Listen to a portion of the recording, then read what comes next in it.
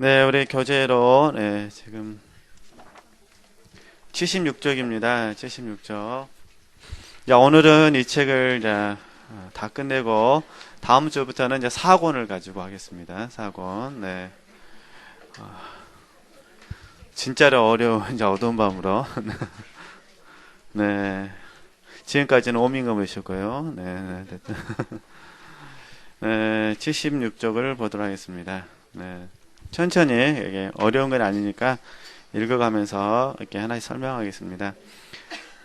이와 같이 이성이 이 빛과의 일치에 도달하고 완전성의 지위에서 스스로 신스럽게 되기 위해서는 우선 자연의 빛을 씻어 없애고 어두운 관상의 힘으로 당장 어둠 속에다 이성을 집어넣어야 한다. 이 어둠은 영혼이 오랫동안 제 나름으로 인식하느라 자리가 잡힌 그 습성을 없애고 그 대신 신스러운 빛을 받아들일 때까지 계속해야 한다. 그리고 저 인식을 위해서 지니던 힘이 자연의 것이었기 때문에 여기에 당하는 어둠은 영의 깊은 실패에서 마치 실체적 어둠처럼 느껴지는 까닭에 짙고 무섭고 매우 견디기 어려운 것이다. 사실 신스러운 사랑의 합일에서 신에게 영에게 주어져야 하는 정예가 애정을 말합니다. 정예가 신스러운 만큼 이 정예는 가장 신령하고 미묘우아하고 너무 극해서 마음이 정감과 욕구를 모두 다 초월하므로 마음이 사랑의 합일로 자연 본성에 영락될 수 없는 이렇듯 신스럽고 숭고한 정과 낙을 느끼고 맛보기 위해서는 먼저 그 마음이 모든 애호와 감정에 있어 정화되고 없어져야 한다.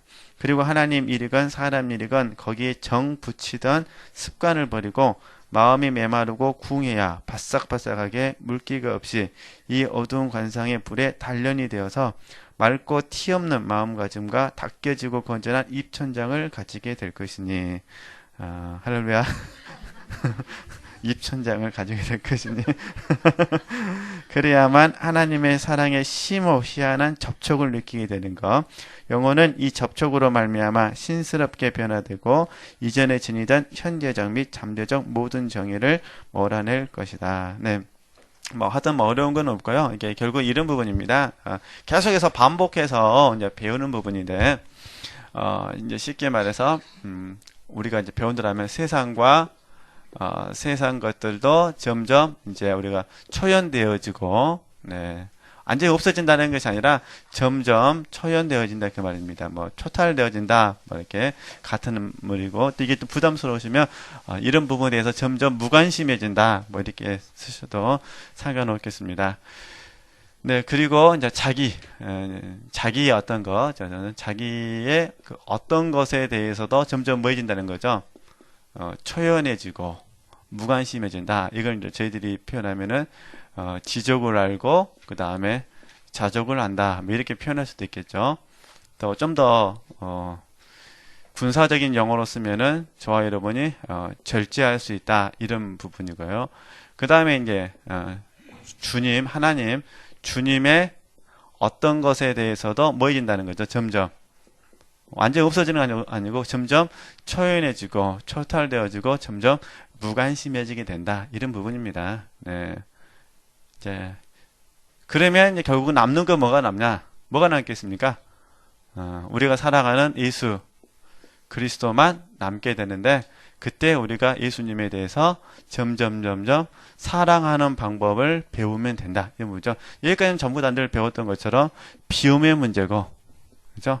이 부분은요, 사랑의 문제는 체험의 부분이 되는 거죠. 그러니까 잘 이해해 주셔야 됩니다. 비웠다고 해서 바로 순전한 사랑으로 나아갈 수는 없다 그 말입니다. 이게 점진적인 부분이기 때문에 그래서 늘 배웠던 것처럼 사랑의 시작에서 또 훈련되어지면 사랑이 발전하게 되고 그 다음에 사랑이 완성되어져 갑니다. 이게 진정한 면에서 완성은 우리가 부활의 몸을 가졌을 때 진정한 의미에서 진정한 면에서는 완성 부활의 몸인데 이 진정한 완성을 향하여 나가기 위해서 발전되어지는 과정 가운데 하나님께서 이 사랑을 미리 맛보게 하시는 거죠. 미리 맛봄. 이 사랑이 너무너무 좋아서 저와 여러분이 이 부활의 몸을 이렇게 고대한다. 이런 의미입니다. 아, 근데 훈련은 교과서들만 되면 얼마나 좋겠습니까? 교과서에는 우리의 감정이 요동함이 나와 있지 않잖아요. 그러나 이제 이 비우고 채우는 이 과정 가운데 저와 여러분의 이제 계속해서 같은 부분이지만은 생각과 마음과 의지가, 그죠? 생각과 마음과 의지가 이미 태어나는 그 순간부터 이 모든 것들에 정을 줬잖아요. 애정을 줬는데, 그러니까 이 애정 줬던 것이 교과서대로 내가 비워야지 하면은 이 애정이 싹 없어지면 좋은데, 그게 안 그러잖아요. 그러죠? 네, 아시는 것처럼 어제는 다 버렸다고 생각했는데 자고 일어났더니 아침 순간부터 자고 일어났더니 계속 뭐 한 거죠? 이게 애정이 다시 깊은 곳에서 확 생각나죠. 우리 한국말로 말하면 번전 생각이 나는 거죠. 번전 생각. 안 그러신가요? 우리 이제 적용이 늘 어렵더라고요. 제가 남자라 적용이 좀 어려운데 하나님께서 어둠 범에 넣으셔서 이 모든 부분에 있어서 정을 떼어내신다. 그죠? 근데 그냥 떼어내신 게 아니라 어둠 밤에 집어넣으셔서 떼어내신다. 지금 이름을 이제 정리한 거고요. 그러면 어떻게 되느냐? 결국 이제 77쪽으로 가서 이미 우리 다 읽었지만 그래서 이제 제가 설명해 드렸으니까 다시 한번 보도록 하겠습니다. 77페이지 위에서 네 번째 줄. 그래서 이 어두운 관상의 불에 이제 다 이해하셔야 됩니다. 관상의 불에 어떻게 돼서요? 이제 단련이 돼서 이제 애정이 다 없어지는 겁니다. 100%는 아니지만 어쨌든 애정이 그냥 떼어지고 또 떼어져서 없어지면 채운다는 부분에서 바라봤을 때 맑고 티 없는 마음가짐과 닦여지고 건전한 입천장을 뭐 하게 되죠? 가지게 될 것이니 이게 새 사람이 되는 거잖아요. 그래야만 하나님의 사랑에 심오 희한한 접촉을 느끼게 되는 거. 그죠? 영혼은 이 접촉으로 말미암아 신스럽게, 우리식 말하면 신령하게 변화되고 이전에 지니던 현재적 및 잠재적 모든 정예를 뭐 할 수 있는 거죠? 몰아낼 것입니다. 그러니까 이런 부분에서 뭐 하는 거죠? 없어지게 되고 우리가 하나님만 사랑하는 이 부분에 있어서 선택을 해가지고 이렇게 삶을 살 수 있을 것이다. 지금 그 이야기를 하는 겁니다. 이제 이렇게 해보시고요. 한번 나머지 부분을 읽어보시면 되시니까 어렵지는 않습니다. 일단 저도 늘 고민하는 부분이 이제 결국 정리라면 이런 부분입니다. 결국 정리라면은 자기 일을 구하지 말고 누구 일을 구하자는 거죠. 예수의 일을 구하자 이 말입니다. 하나님께서는 어둠 밤에 저 여러분을 넣으셔서 뭐 하신다는 거죠. 자기 일을 구하지 못하게 하시고 긍정적으로는 예수의 일만을 구할 수 있는 사람으로 만드신다. 이렇게 하는 게 이렇게 하는 게 어두운 밤이다. 그 말입니다. 어두운 밤이다. 그죠? 그러니까 어두운 밤의 궁극적인 목적은 자기 일을 안 하고 예수의 일을 구하는 거니까 예수의 일을 구하는 걸 바라본 사람은 절대 어두운 밤이 아니라 이거는요, 밝은 밤이 되는 거죠. 왜냐하면 하나님은 절대로 어둠을 주시는 게 아니니까. 하나님 뭐만 주시니까요? 밝은 것만 주시니까. 문제는 왜 어둡냐? 지난주에 배웠던 것처럼 내가 그것을 밝게 보지 못하는 가치관 때문에 그렇게 된다는 거죠. 그 이유로 하는 겁니다. 그러니까 뭐 어려운 건 아니시고요. 네, 그 다음에 넘어가서요. 네. 78쪽을 보도록 하겠습니다. 78쪽. 네. 계속 보면서 또 이렇게 즐거운 마음으로 계속 공부를 하겠습니다. 또한 이 어두운 밤이 영혼을 준비시키는 사랑의 합의를 위해서는 영혼이 하나님과의 통교에 있어 어느 영광된 장엄을 지녀야 하는 것이니 이 통교에는 영혼이 자연적으로 가질 수 있는 일체의 풍요를 초월하는 헤아릴 수 없는 유혈이 간직되어 있다. 그죠? 유혈은 즐거움이고요. 본능적인 것과는 상관없이 하나님으로부터 오는 새로운 즐거움을 하나님께서 주신다는 것입니다. 우리 편에서 봤을 때는 깨달음이지 않겠습니까? 깨달음. 네, 이렇게 나머지는 뭐 보시면 되고요. 그 다음에 이제 79쪽을 보도록 하겠습니다. 어려운 부분 아닙니다. 반복적인 부분이기 때문에 79쪽에 보면은 11번. 네. 이에 대한 응답은 어렵지 않고 그 일부는 벌써 해둔 셈이니 즉 이런 결과는 잘 봐보세요. 하나님이 내리시는 관상편에서 오지 않는다는 것이다. 그러니까 하나님께서 우리에게 어두운 밤을 주신 것이 아니라 하나님 항상 우리에게 밝은 밤을 주셨다는 거죠. 근데 왜 우리에게 어두운 밤으로 느껴지느냐? 그 얘기를 하는 겁니다. 당신이 내리시는 관상이란 그 자체가 고통을 줄 수가 없고 도리어 막과 낙을 주는 것이다. 그러므로 원인은, 잘 보세요. 원인은 그때 영혼이 지니는 나약과 불완전이요. 그러니까 우리 편에서 바라봤을 때 하나님께서 자기 일을 구하지 않냐고 예수 일을 구하라고 은혜를 주셨는데 내 편에서는 자기 일을 구하고 예수 일을 구하지 않으니까 그게 내게 뭐가 왔다는 거죠. 그게 어두운 밤을 왔다는 거예요. 아주 쉽게 말해서 우리가 늘 굉장히 어렵지만 늘 배웠던 것처럼 범사에 감사를 하셨어요. 그죠? 뭐 아무것도 염려하지 말라 하셨어요. 이렇게 밝은 밤을 주셨잖아요. 얼마나 좋아요? 범사에 감사하라. 아무것도 염려하지 말라. 아, 그런데 나는 범사에 감사하기는 범사에 불평하고 아무것도 염려하지 말라는데 모든 것에 염려하고. 그래서 심리학자들은 그런다 하잖아요. 사람들이 70% 염려가 이 땅에서 안 일어날 걸 가지고 염려를 한대요. 70% 이상이. 네. 좀 더 오지랖이 넓으신 분들은 지구가 어떻게 될까부터 복잡하시잖아요. 네. 지금 어찌됐든 이런 식으로. 그러니까 하나님께서는 이렇게 좋은 부분에서 말씀을 주셨는데 우리는 이 말씀을 못 받아들이는 우리의 연약함이죠. 그대로 나약과 그 다음에 뭐죠? 불안전. 이게 첫 번째는 우리의 연약성, 나약함 때문이고 저와 여러분은 뭐하기 때문에요? 불안전하기 때문에 이 말씀대로 살 수가 없다 그 말입니다. 그 다음에 은혜를 받아들이기에 마땅치 않은 자세라는 말은 뭐냐면 은혜를 받아들이기에 적절하지 않은 뜻입니다. 적절하지 않은. 적절하지 않은 자세. 쉽게 말해서 못마땅한 자세. 잘 아시죠? 못마땅한 자세. 이해가 안 되신 분들은 오늘 하나님께서 다 경험할 수 있는 기회를 주시기를, 추공까지는 아니고, 네. 그러니까 쉽게 말해서 우리 식으로 말하면 교만이죠, 교만. 그죠? 그러니까 이런 부분들 때문에 그렇게 딱 그 말입니다. 은혜를 받아들이게 마땅치 않은 자세니, 적절하지 않은 자세니, 못마땅한 자세니 하나님의 빛이 이러한 데에 들어오는 바에야 영혼이 이미 말한 그런 고통을 뭐라는 거죠? 안 겪을 수 없는 것이다. 그죠? 한번 같이 한번 읽어볼까요? 이건 이제 시작.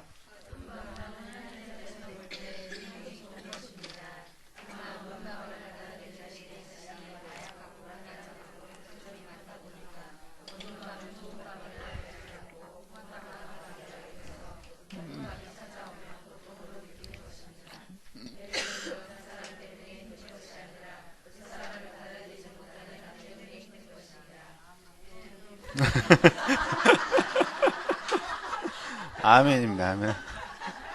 네, 계속 읽겠습니다. 네.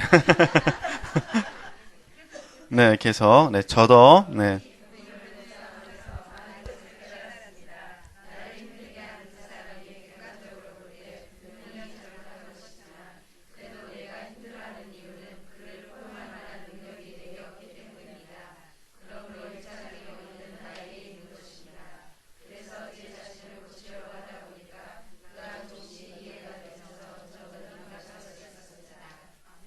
네, 결국 이것은 예수 그리스도의 마음입니다.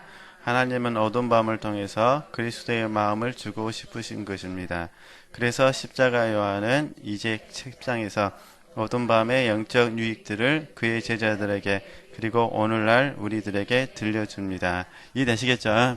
네, 그러니까 참 이게 너무 어려운 것 같아요. 어찌됐든 저 여러분이 나약한 존재가 아니라 어떻게 했으면 좋겠어요? 점점 장성한 자가 되어서 힘을 좀 그리스도의 군사로서 가고 진정한 면에서 완전히 될 수는 없지만 상대적으로라도 완전한 자가 되기 위해서 우리가 더 훈련을 하고 그러죠.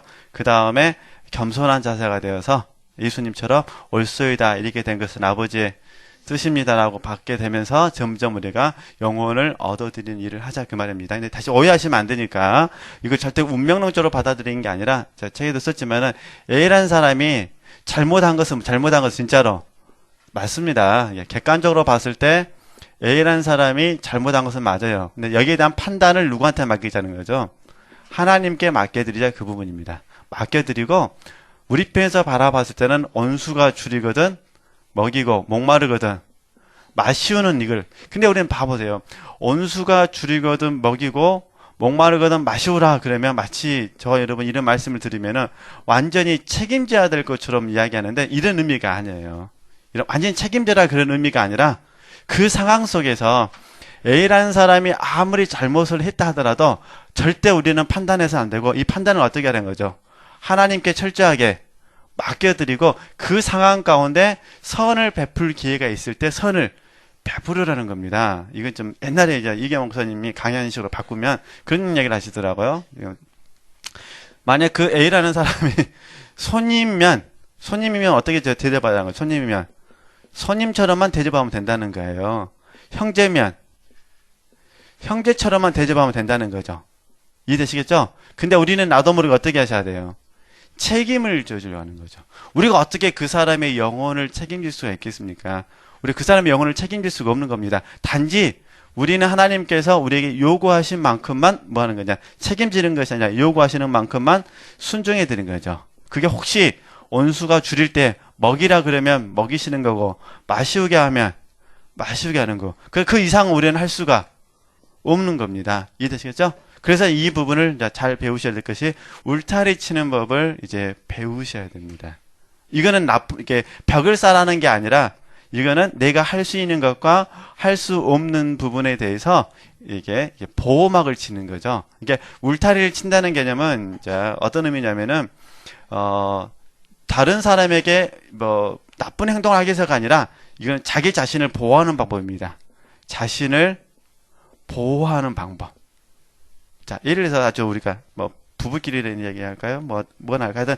하여튼 A라는 사람이 감정적으로 성질 나가지고 막 나한테 화풀이를 했습니다. 그러면은 화풀이를 당한 A 입장에서는 기분 나쁘죠.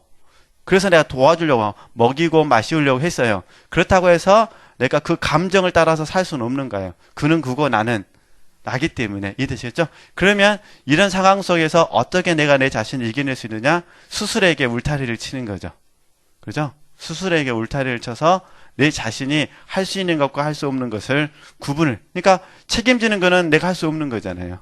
그러나 먹이는 것과 마시우는 건 내가 할 수가 있다. 그러면은 그 울타리를 딱 치는 거죠. 쳐서 내 자신의 삶을 내가 보호하는 거죠. 그리고 내가 힘을 얻어서 더 힘이 세지면 뭐 하면 울타리를 더 밖으로 넓히면 되는 거죠. 더 힘이 세지면 더 넓히는 거죠. 제 의미를 아시겠죠? 그렇게 해가면서 해야 나도 살고 그도 살지. 나는 힘이 하나도 없는데 그의 말씀을 잘못 이해해주고 책임지려고 하면 잘못하면 그가 나를 조종해버리는 삶이 됩니다. 이거는 영혼을 얻어들이는 것이 아니라 서로 망해버릴 가능성이 많습니다. 그래서 어쨌든 뭐 어떤 방법이 됐든 간에 이 울타리 치는 법을 한번 적용해 주셨으면 좋겠습니다. 네. 그래서 여기에 대한 그 성경 말씀의 근거는 주님께서 노할 때는 이렇게 아니요 할 때는 아니요 하고 예 할 때는 예라 하라 이런 말씀을 가지고 좀 이렇게 설명하는 법인데 한번 울타리 일본을 잘 한번 적용하셨으면 좋겠고요. 쉽지만 않습니다만 한번 잘 한번 해 보셨으면 좋겠습니다. 그럼 계속해서 또 우리 1호가 되는 부분을 좀 읽어보면은 박약하고 불순한 자연 본성으로서는 합의를 받지 못하는 것. 쉽게 우리식으로 말하면 본능 단계로서는 생명을 소유할 수 없다. 이런 부분입니다. 우리식으로 표현하면은 이사야의 말대로 하나님께서 마련하신 것은 눈이 보지 못하였고 귀가 듣지 못하였고 사람의 마음에 들어온 적이 없는 것이기 때문이다.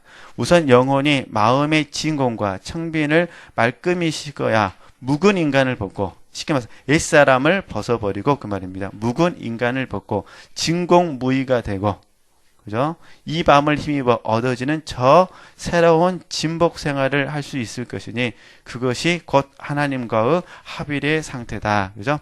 다시 이제 비움과 체험으로 설명하면은 이런 부분이다. 비워지면 뭐가 된다는 거죠? 무가 된다 이 말입니다. 쉽게 말해서 이거 어렵게 생각하지 마시고요. 내가 아니다. 옛사람입니다. 옛사람. 옛사람은 십자가에서 죽었다. 이렇게 된다는 겁니다. 그러면 이제 채워지는 거니까, 그죠? 나는 옛사람과 죽었지만, 예수님은 부활하셔서 부활 생명이 돼서 내 안에 사시는 거잖아요. 그 주님이 내 안에서 점점 당신의 생각을 채워주시는 거고 당신의 마음을 채워주시는 거고 이해되시죠? 예, 그런 부분을 나타내는 겁니다. 그래서 무라는 부분을 또 오해하셔가지고 막 눈을 감으시고 무가 되려고 하시면 절대 무가 안 됩니다.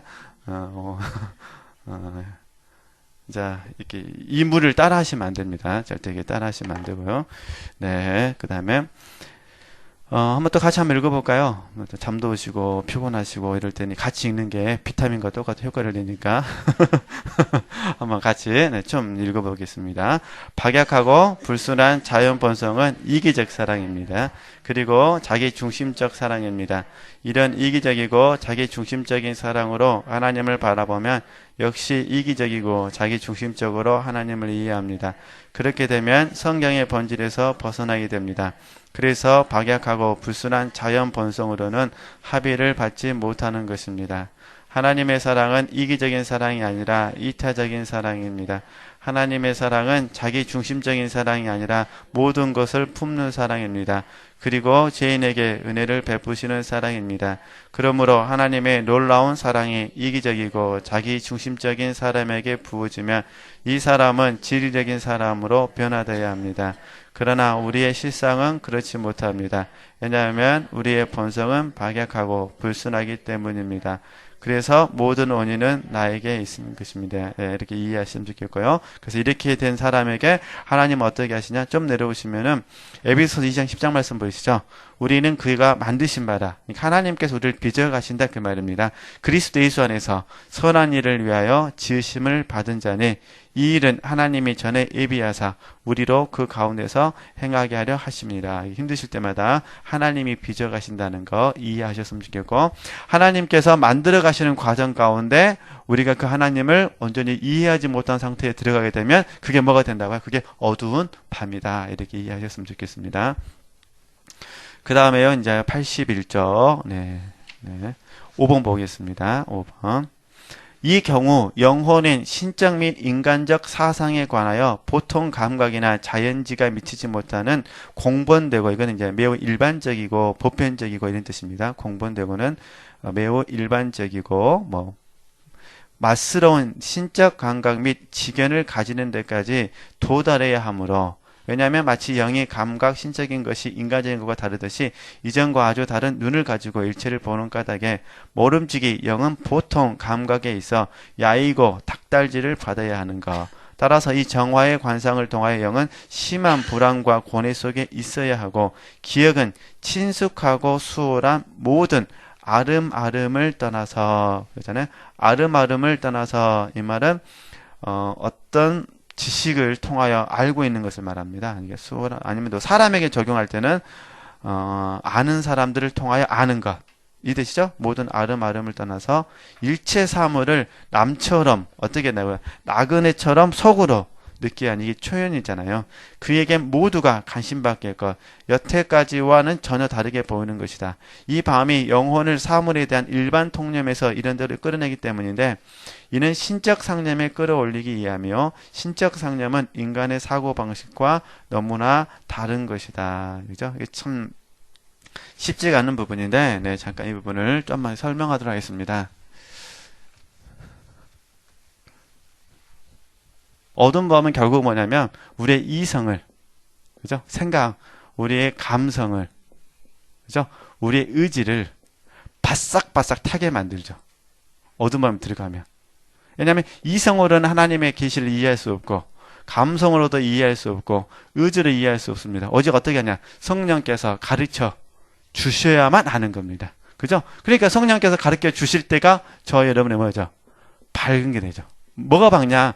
이성이 밝아지는 것이고, 감성이 밝아지는 것이고, 의지가 밝아지죠. 그걸 저희들이 영감이라고 부르죠. 그죠? 그러니까 계시와 영감의 문제가 있다는 겁니다. 그러니까 하나님 항상 잘못은 없어요. 항상 하나님 말씀해 주셨으니까. 내 생각은 너희 생각과 다르고, 얼마나 기가 막힙니까? 아버지! 그러면 기다려라 이놈아. 내 생각은 너희 생각과 다르고 내 길은 너희 길과 달라서 할 말이 있어요, 없어요? 없어요. 그냥 열받았습니다. 열받았고 하나님과 대들으려고 하면은 누가 전능자와 다투겠느냐? 할 말이 있어요, 없어요? 없어요. 너무너무 막 힘들어하고 있을 때 하나님의 신비는 사람의 생각으로는 이해할 수 없다. 그러면 할 말이 있어요, 없어요? 없어요. 난 다 죽을 것 같은데 막 곧 있으면 내가 침륜에 빠질 것 같은데 누가 그리스도를 사랑해서 끊을 수 있으리요? 할 말이 있어요, 없어요? 없어요. 우리 다 압니다. 아는데 지금 이 영감 속에서 동의가 안 된 것 뿐이잖아요. 그래서 이렇게 이해를 하셨으면 좋겠습니다. 어쨌든 다시 정리하면 우리 지체들께서 생각하시는 염려의 70% 이상은 절대로 일어난다, 안 일어난다? 안 일어난다. 만약에 이제 30% 가운데 일어나면 제 책임이 아닙니다. 제가 말한 게 아니라 심리학자들 그랬다는 거니까.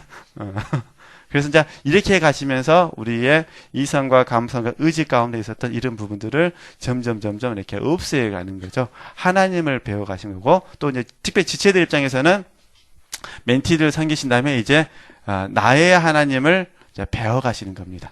왜냐면 멘티 입장에서 봐서는 당장 죽을 것 같아요. 그죠? 그러니까 우리 지체들이 멘토 입장에서 바라봤을 때 70%가 어떤 생각이 드냐면 지금 안 가르쳐 주면 그 영혼이 실족할 것 같은 생각이 확 들어온다는 거예요. 그러니까 마음이 조급하겠습니까? 조급하지 않겠습니까? 조급하죠. 그리고 이것만 가르쳐 주면 멘티가 확 변할 것 같은 황당한 생각이 확 들어옵니다.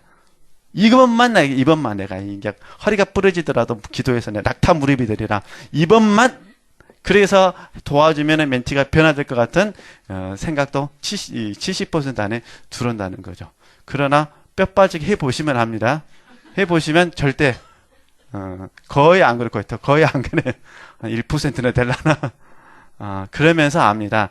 내 생각은 하나님의 생각과 다르고 이해되시겠죠? 그렇게 가시면서 배우시게 된다. 그런 의미니까요. 지금 좋은 일 하고 있으니까 감사하는 마음으로 이렇게 좋은 곳으로 받으셨으면 좋겠습니다. 그 다음에 이제 82쪽으로 가서요. 네. 하여튼 계시의 문제와 영감의 문제. 네. 여기서 영혼은 자기를 떠나 온의 속을 거니는 듯 때로는 홀린 듯 반한 듯 보고 듣는 모든 것이 묘하기만 하여서 평소에 일수당하는 일들이 그저 신기하고 야릇하게 보이기도 한다. 이것은 사물에 대한 보통 감각과 일반적인 통념에서 영혼이 벌써 그만치 멀어지고 남이 되어가기 때문인데 이렇게 됨으로써 이승 것에 죽고 신스러운 지견에 살라는 것 이야말로 이승보다 저승일 것이다. 이게 어떤 의미냐면요. 쉽게 말하면 이런 표현 제가 같이 좀 더 읽을 텐데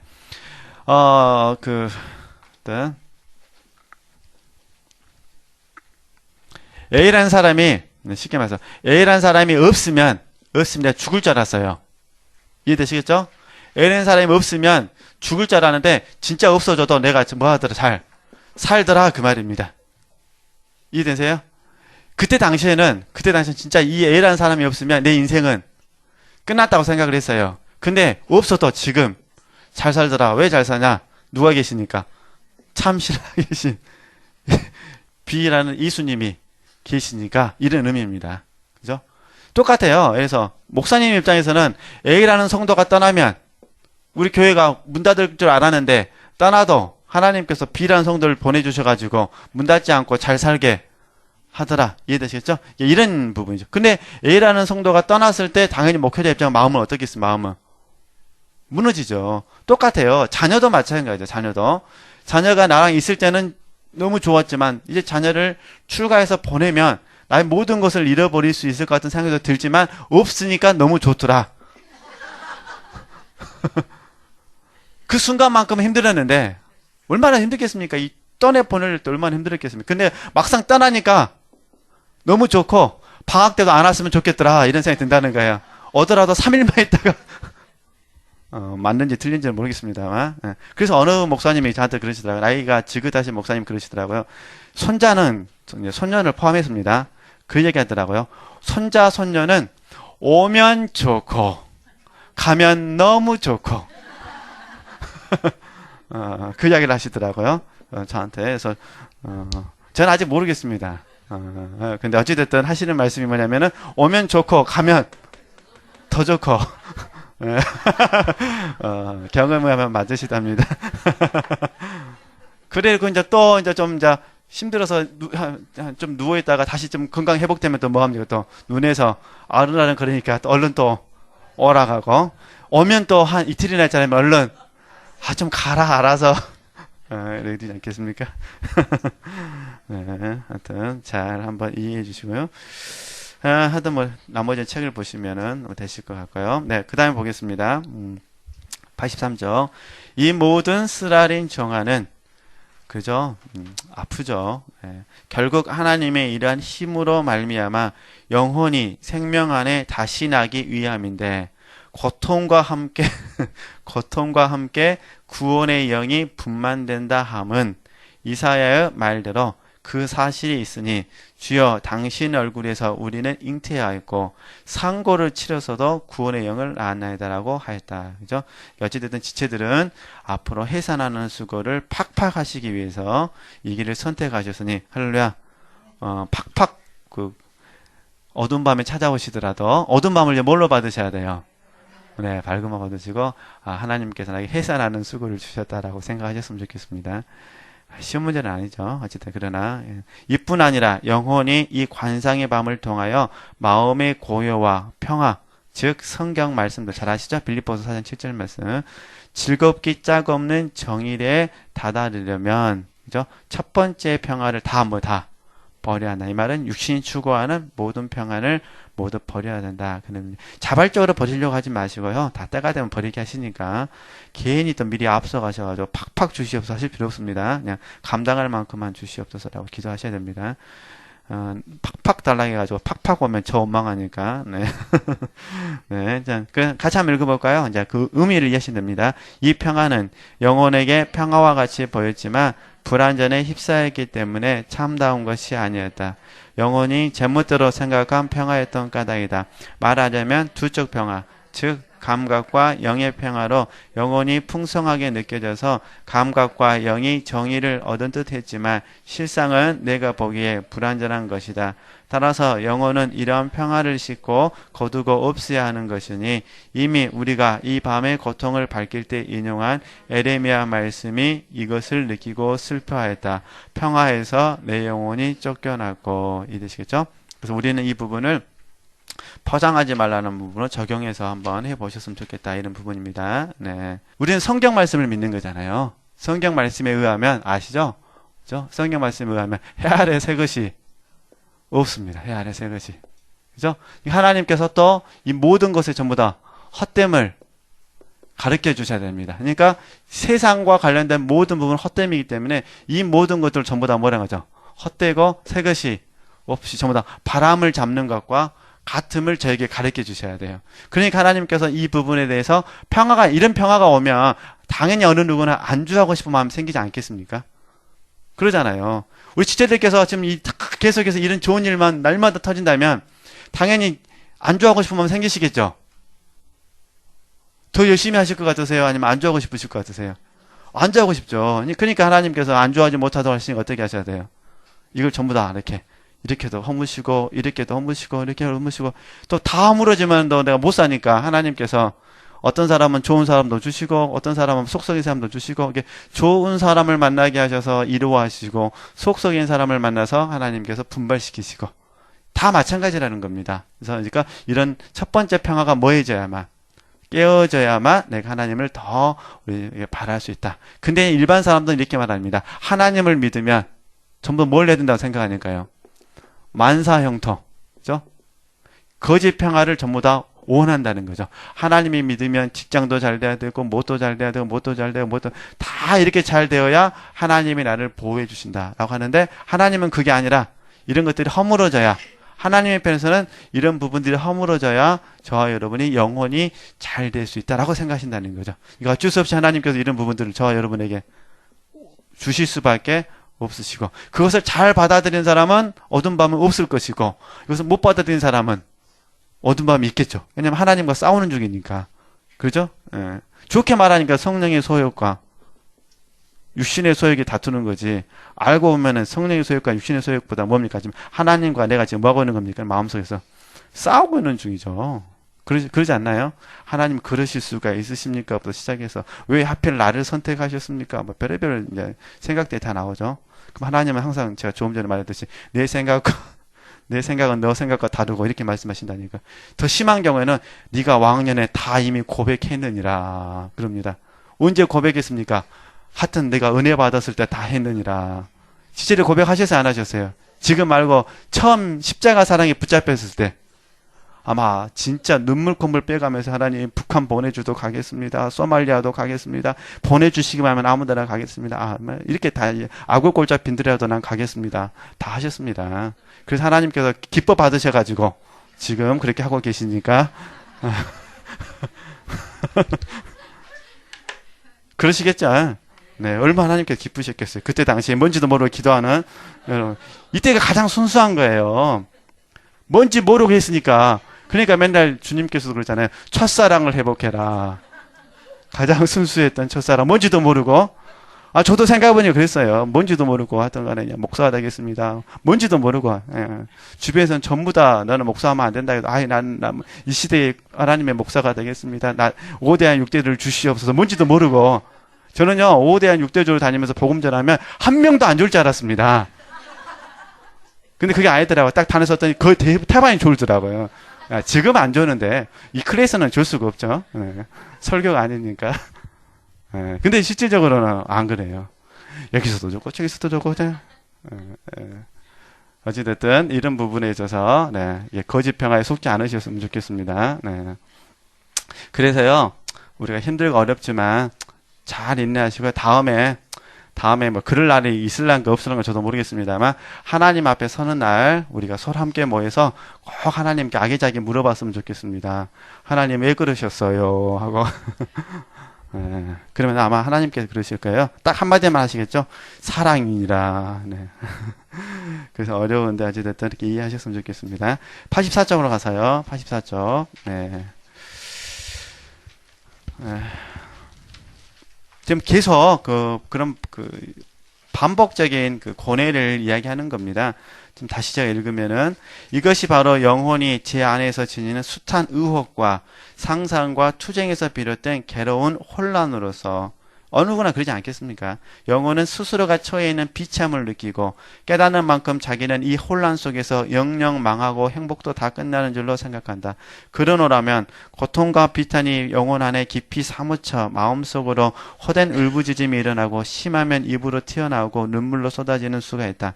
그러나 이렇게라도 속이 풀리는 데는 매우 드물다. 다윗은 이런 일을 잘 경험했는지 어느 시편에서 다음과 같이 말했다. 나는 깔아지고 아주 으스러지고 애끓는 마음에서 소리는 뭐야 되는 거죠? 터져 나오나이다. 터지는 소리, 그것은 심한 고통을 말하매니 과연 어느 때는 영혼이 자기가 처해 있는 이러한 비참을 갑자기 그러나 예리하게 상기하면서 너무나 흥분하고 감정이 한박 고통과 비탄 속에 빠지게 돼서 내 시름이 물처럼 쏟아지는구나 라는 이 말로 같은 처지에서 고생하시던 성자 욥에게나 비길까. 나는 이렇게 표현한 말이 없다.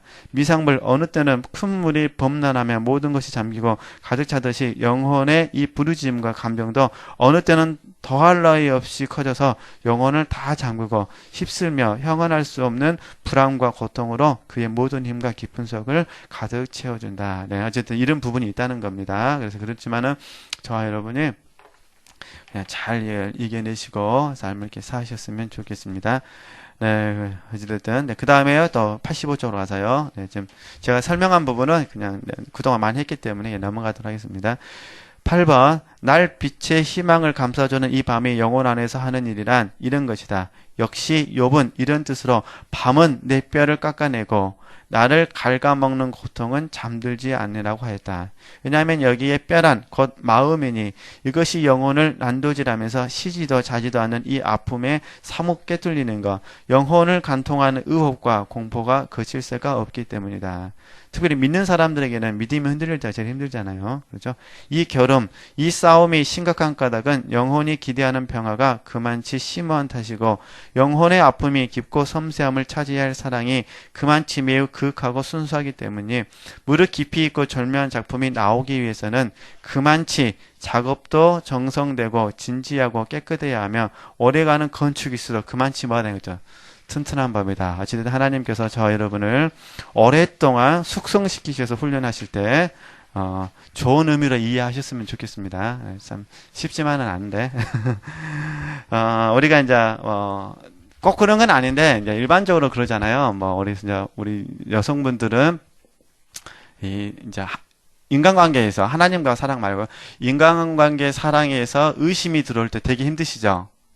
또 우리 남자들은 다 그런 건 아니지만 믿음, 신뢰 관계 속에서 의심이 들어올 때 아마 남자들은 힘들다고 그럽니다. 꼭 그런 건 아닙니다. 아마 일반적으로 또 둘 다일 수도 있고, 둘 다 있어. 어찌됐든 지체들께서 보실 때 인간관계 속에서 A라는 사람을 바라보시면서 의심이 들어오거나, 이게 사랑에 대한 의심이 들어오거나 아니면 신뢰에 대한 의심이 들어오면 당연히 지체들의 마음은 흔들리게 되어 있습니다. 그러세요? 그러지 않으세요? 흔들리죠. 흔들림이 우리에게 보통 우리식으로 말하면 고통이 되는 거죠. 쉽게 말해서 이럴 수 있느니 어쩌니 내가 이렇게까지 잘해줬는데 이 나쁜 놈이 뭐 이렇게 된 거죠. 내가 그놈만 안 만났어라도 내 인생은 더 잘 됐을 텐데 별의별 생각이 순간적으로 확 들면서 이게 이제 우리로 하여금 연민에 이렇게 빠져들게 하죠. 이 연민을 이겨내지 못하면 이제 우울증으로 가는 것이고 이 연민을 이겨내면 고통을 바르게 볼 수 있는 이런 부분이 회복이 되지 않겠습니까? 예, 그러듯이 마찬가지로 어두운 밤도 이렇게 사람과의 관계성이든 하나님과의 관계성이든 모든 부분에서 다 이렇게 들어오게 되는데 이제 이런 부분들을 저와 여러분이 한번 이겨낼 수 있었으면 좋겠다. 이해되셨죠? 근데 멘토된 입장에서는요, 이거 잘 배우셔야 돼요. 왜냐면은 그래야 멘티들을 도와줄 수 있지 않겠습니까? 그냥 연민을 못 이겨내면 같이 맞장구 쳐가지고 그냥 둘이 같이 연민에 빠지면 이거 큰일 납니다. 이거 그렇죠? 도와주러 갔다가 내가 전염이 돼가지고 그러면 둘 다 연민에 빠지면 이거 어떻게 되겠습니까? 그래서 이런 부분들을 잘 이겨내셔야 그러기 위해서 공부를 하는 거니까 이렇게 이해되시면 좋겠습니다. 네. 자, 그 다음에요. 이제 86쪽을 이제 같이 좀 또 한번 적용해 보도록 하겠습니다. 적용. 왜냐하면 보시죠. 네, 어두운 밤이 크고 길기 때문에 어느 누구나 그렇다는 겁니다. 이제 예를 들어서 제가 그랬다는 것이 아니라 예를 들어서 내가 A 집사님처럼 되려면 50%만 하면 되지만 A 집사님보다 더 잘하려면 그 이상을 해야 한다는 겁니다. 그죠? 그런데 사람의 마음이 그 이상은 되고 싶지만 뭐 한다는 거죠? 어두운 밤은 싫어한다는 거죠. 이게 대가를 지불하는 걸 싫어한다는 거거든요. 하여튼 그걸 잘 이해해 주셔라 그 말입니다. 성경에 나오는 인물들은 모두 대표성을 가지고 있습니다. 그래서 모든 사람이 잘 보세요. 모든 사람들이 요셉과 똑같은 훈련을 받는 건 아닙니다. 그죠? 그러나 확실한 것은 요셉처럼 훈련을 받아야만 된다는 겁니다. 아브라함도 마찬가지예요.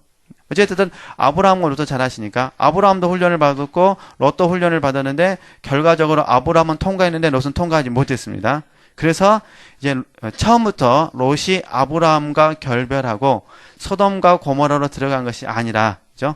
처음에는 소돔과 고모라 어디 있었어요? 근방에 있었어요. 그래서 조금씩 가까이서 오는 거죠. 소돔과 고모라로 들어가게 됐고 거기서 결국 나오지 못하게 됐다는 것입니다. 그러니까 결국 다시 정리를 하면은 하나님께서 궁극적으로 저 여러분에게 계속 끊임없이 이 어두운 밤을 주시느냐, 소돔과 고모라로 들어가지 말라고 주신다는 거죠. 안 그러면 순간적으로 소돔과 고모라가 돼버리니까. 그죠? 결국 소돔과 고모라는 것은 잘 아신 것처럼 우리 육신으로 말하면 편안한 삶이잖아요.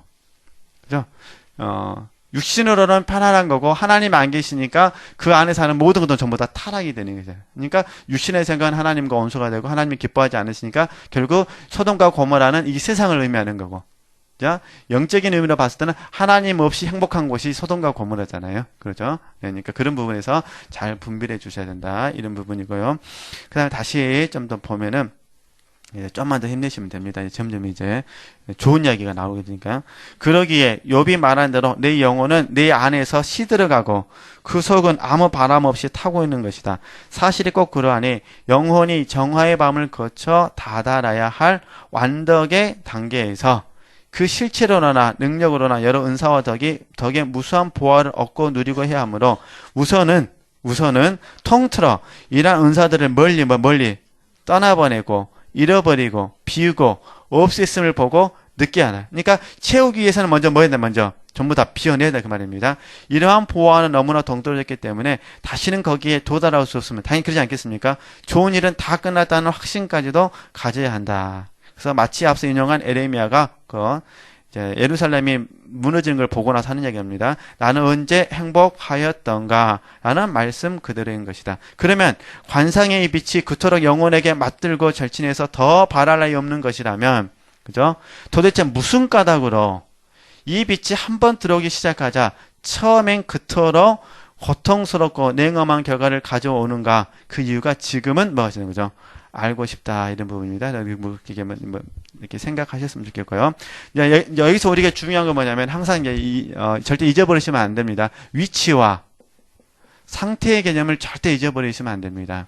그렇죠? 우리가 예를 들어서 지체들께서 생명 100%가 되셨습니다. 생명 단계 100%가 되셨습니다. 이 말은 위치를 나타내는 겁니다. 이제 비로소 내가 아니라 예수 그리스도로 삶을 살 수 있는 사람이 되었습니다. 위치를 나타내는 거지. 이 위치가 나로 하여금 지금의 현재적 삶을 보장해 주는 건 아닙니다. 그죠? 현재의 삶을 책임져 주는 건 아닙니다. 이 위치를 가지고 현재 상태에서 내가 얼마만큼 적용하느냐에 따라서 결정이 납니다. 그러니까 생각과 마음과 하여튼 지식 속에서는 생명 100%인데 삶은 얼마든지 생명 10% 삶으로 떨어질 수도 있는 겁니다. 상태이기 때문에. 그죠? 똑같아요. 내가 A 집사님에게는 100%를 할 수도 있어요. 그러나 B 집사님에게는 50%, C라는 집사님에게는 10%, D라는 집사님이 망할 놈 하면서 본능으로 갈 수가 있다는 겁니다. 얼마든지 차이가 있죠. 왜냐하면 A 집사님은 좀 더 말을 잘 듣는 사람, B 집사님은 더 말 좀 더 안 듣는 사람, C는 더 안 듣는 사람, D는 아예 들으려고 하지도 않는 사람. 그러면은 생명 단계 100%를 내가 가지고 있다 하더라도 실제 적용할 때는 어떻게 적용할 때는 달라질 수가 있죠. 그러니까 A라는 분의 반스는 영성이 잘 됐습니다. 그냥 100%니까 얼마나 잘 됐습니까? B라는 사람은 되긴 됐는데 좀 됐습니다. C라는 사람은 좀 이상하네. D라는 사람은 하나마나 똑같네.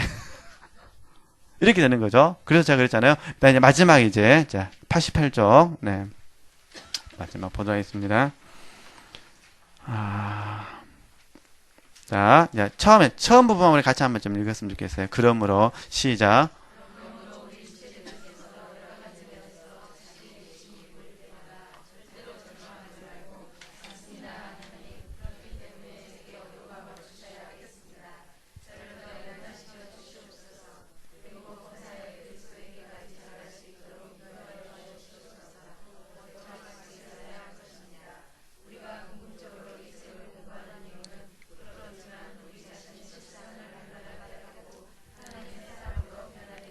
네, 하여튼 절대로 포기하시면 안 됩니다. 힘들더라도 잘 가셔야 됩니다. 자, 그러면 이제 11번. 이 책 마지막 부분입니다. 이에 대한 응답은 어렵지 않고 그 일부는 벌써 해둔 셈이니, 즉, 이런 결과는, 다시 정리합니다. 하나님이 내리시는 관상편에서 오지 않는다는 것이다. 당신이 내리시는 관상이란 그 자체가 고통을 줄 수가 없고, 도리어 막과 낙을 주는 것이다. 그러므로 원인은 그때 영혼이 지니는 뭐의 문제예요? 나약과 불완전이요. 은혜를 받아들이기에 마땅치 않은 자세이니 하나님의 빛이 이러한 데에 들어오는 바에야 영혼이 이미 말한 그러한 고통을 안 겪을 수 없는 것이다. 그죠? 그래서 마땅치 않은 자세니 이런 의미 같은 경우는 충분하지, 만족하지 않는 자세니 이런 의미도 또 이렇게 포함되니까 이렇게 이해하셨으면 좋겠습니다. 그러면 다시 이제 결론적으로 이 책 결론은 뭐냐면 제가 이제 지체들에게 이렇게 하고 싶은 부분은 이 강연을 마치면서 진심으로 부탁을 드리고자 합니다. 비록 십자가 요한의 책 어두운 밤을 모두 다루지는 못했지만 이때가 왜 제가 이렇게 썼냐면은 사고는 제가 책을 못 만들 줄 알았어요. 하나님의 생각은 제 생각과 달랐는데 그때는 사고는 못 만들 줄 알고 이렇게 결론을 내렸다는 겁니다. 이거 삭제를 해야 되는데, 네. 네, 일부러 삭제를 안 했습니다. 네. 하나님의 생각은 언제나 내 생각과 다르다는 걸. 지체들이 영성 형성을 덧이는데 이 강연이 큰 도움이 되기를 기도합니다. 저는 이 책을 통해서 저에 대한 많은 결점과 문제점을 발견했습니다. 그리고 지금도 발견하고 있습니다. 그 결과 부족하지만 날마다 성령의 도우심으로 이 부분을 보완하기 위해 노력하고 있습니다. 결과적으로 이러한 추구는 제가 영성 형성을 덧입는데 큰 도움이 되었습니다. 그래서 큰 도움 중에 하나가 뭐였냐면 이 부분 이미 다 읽었는데 이 어두운 관상의 불에 어떻게 되세요? 단련돼서 맑고 티 없는 마음가짐과 이게 겸손이잖아요. 올소이다 이렇게 된 것은 아버지의 뜻입니다. 온유한 마음의 모든 걸 포함해서 맑고 티 없는 마음가짐과 닦여지고 건전한 뭘 가지게 되는 거죠. 입천장. 이거는 이제 우리 말하면 언어의 훈련, 발언의 훈련이잖아요. 건전한 입천장을 가지게 될 것입니다. 이게 이제 이 책에서 말하는 이 3권에서 요약해서 말하면 어두운 밤이 우리에게 가져다주는 효과라는 것입니다. 어찌됐든 이렇게 잘 이해하시고요. 이제 다음 주부터는 4권을 가지고 오시면 됩니다. 4권 이제 오늘 공부하시고요. 한 10분 정도 쉬었다가 이제 두 번째 시간 계속 하도록 하겠습니다.